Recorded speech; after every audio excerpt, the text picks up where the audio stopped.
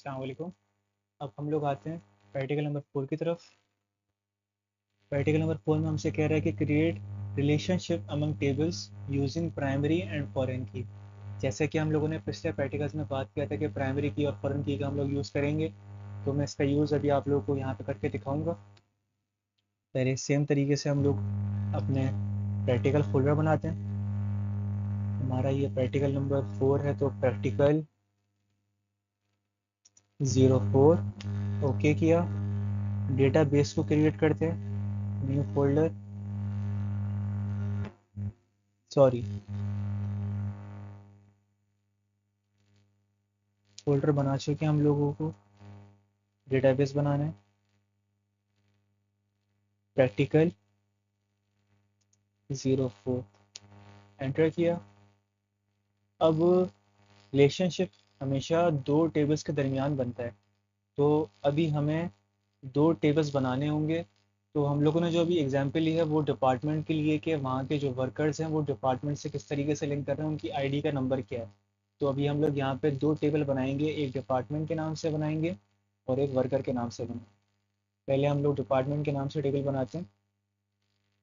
यहाँ पर design view में गए, टेबल का नाम रखते हैं हम लोग डिपार्टमेंट। ओके किया। पहले हम लोग रखते हैं यहाँ पे डिपार्टमेंट नेम, और यहाँ पे टाइप रखते हैं इसकी शॉर्ट टेक्स्ट। अब यहाँ पे होते हैं डिपार्टमेंट आईडी, स्मॉल फॉर्म में लिख रहा हूँ मैं, डीपीटी आईडी। और इसकी टाइप रखते हैं नंबर। अच्छा, प्राइमरी की के बारे में, प्राइमरी की का मकसद होता है कि आप उस पर्टिकुलर कॉलम को यूनिक बना रहे हो। यूनिक से मुराद कि वहाँ पर अगर किसी रो में एक नंबर आ चुका है तो वो नंबर दोबारा से रिपीट नहीं हो सकता। जैसे कि आपके रोल नंबर्स होते हैं कि आपका रोल नंबर यूनिक है, जो रोल नंबर आपके पास है वो रोल नंबर किसी और के पास नहीं होगा। इसी तरीके से प्राइमरी की का भी मतलब यही होता है कि यूनिकनेस, कि जो नंबर एक बार यूज़ हो गया है वो दोबारा से यूज़ नहीं होगा। इसको सेव कर लेते हैं। सेव करने के बाद डेटा शीट व्यू में आते हैं। पहले डिपार्टमेंट का नेम, फॉर एग्जांपल डिपार्टमेंट का नाम रखते हुए हैं फर्स्ट डिपार्टमेंट, फर्स्ट डी2। आईडी रखते हैं इसकी हम लोग 1001। दूसरे डिपार्टमेंट का नाम दे देते हैं सेकंड डिपार्टमेंट, इसकी रखते हैं 1002। तीसरे का नाम रखते हैं थर्ड डिपार्टमेंट, इसकी आईडी रखते हैं हम लोग 1003। ठीक है, अभी हमारा ये डिपार्टमेंट टेबल बन गया। अब हम दूसरा टेबल बनाते हैं वर्कर के नाम से। डिज़ाइन व्यू पे जाएंगे, टेबल का नाम रखते हैं वर्कर। ओके किया। ओके करने के बाद वर्कर नेम, और यहाँ पर शॉर्ट टेक्स्ट आ जाएगा। अब रखते हैं वर्कर आईडी। वर्कर आईडी जो है अब हमारे पास, हम उसको फॉरेन की बनाएंगे, मतलब कि जो हमारी आईडी जो होगी ना वो उससे लिंक करती हो।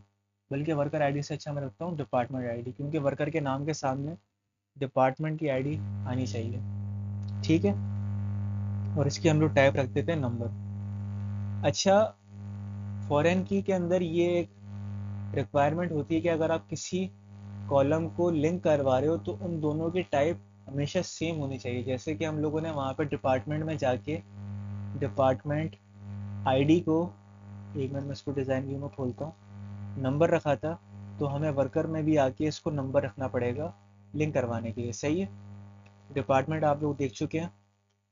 मैं इसको लिस्ट व्यू में खोलता हूँ। हम लोग यहाँ पे 3 रोज बना चुके हैं। डिपार्टमेंट के नाम हम लोगों ने सिंपल से रखे हैं, हमें मकसद है डिपार्टमेंट की आईडी से 1001, 1002, 1003। ठीक है, वर्कर पे आते हैं। यहाँ पर भी हम लोगों ने दो कॉलम्स बनाए थे। फर्स्ट के अंदर शॉर्ट टेक्स्ट रखी टाइप, और सेकंड में नंबर रखी, क्योंकि हमें डिपार्टमेंट आईडी को फॉरेन की बनाना था। इसको भी हम लोग डेटा शीट व्यू में खोल लेते हैं, सेव कर लेते हैं। यस, अब मैं यहाँ पर कोई डेटा इनपुट नहीं कर रहा अभी, पहले हम उसको रिलेशन में लेके आ जाए। रिलेशन के बाद हमें अंदाज़ा होगा कि ये किस तरीके से लिंक कर रहा है। ठीक, अब डेटाबेस टूल्स पे जाएंगे। यहाँ पे रिलेशनशिप का ऑप्शन बना हुआ है, इस पर क्लिक करना है हमें। क्लिक करने के बाद दोनों टेबल्स के नाम सामने, डिपार्टमेंट्स और वर्कर। डिपार्टमेंट के ऊपर मैं पहले ऐड कर लेता हूँ। ऐड होके ये आपके सामने शो हो रहा होगा, और वर्कर पे क्लिक करता हूँ, फिर ऐड करता हूँ, ये दोनों फिर आपके सामने शो हो, सही है। क्लोज किया। अब हमें लिंक करवाना था किसको, डिपार्टमेंट आईडी को डिपार्टमेंट वाले टेबल में से, और वर्कर में से डिपार्टमेंट आईडी को, मतलब कि डिपार्टमेंट आईडीज वगैरह जो सेपरेट टेबल में रखी हुई हैं वो दूसरे वर्कर के टेबल में वो उससे मैच कर रही हैं कि नहीं। पहले मैं उसको रिलेशन में लेके आ जाऊँ, फिर आपको समझ में आएगा कि फ़ौरन की हमारा का जो काम है वो यहाँ पर किस तरीके से हो रहा है। तो मैं सिंपली इसको ड्रैग करूँगा, ड्रैग करके यहाँ पे लेके आता हूँ, पोस्ट करता हूँ, पोस्ट करने के बाद क्रिएट पे क्लिक किया, the database engine could not lock table. अच्छा, रिलेशनशिप क्रिएट करने से पहले हमेशा ये सारा काम ना बैकएंड पे होता है। अभी हमारे पास ये दोनों टेबल्स ओपन हुए थे, तो हम पहले इसको क्लोज कर लेंगे। क्लोज किया। क्लोज करने के बाद अब हम इसको लिंक कराते हैं, इन्फोर्स करते हैं, क्रिएट करते हैं। अब देखिए आपके सामने ये लाइन बनी हुई आ गई, मतलब कि ये दोनों से लिंक करी है।